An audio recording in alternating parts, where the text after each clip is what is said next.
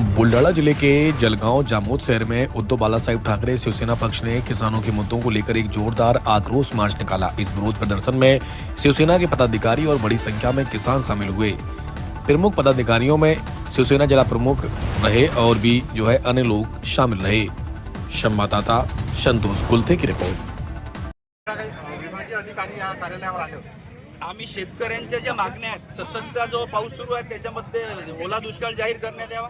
महायुती सरकारने, फडणवीस सरकारने विधानसभेला जी घोषणा केली होती की आम्ही सत्तेवर आल्यानंतर सातबारा कोरा करू तर सरसकट कर्जमाफी द्यावी, तसेच 2024-25चा विमा अजून शेतकऱ्यांना मिळाला नाही तो वितरित करण्यात यावा।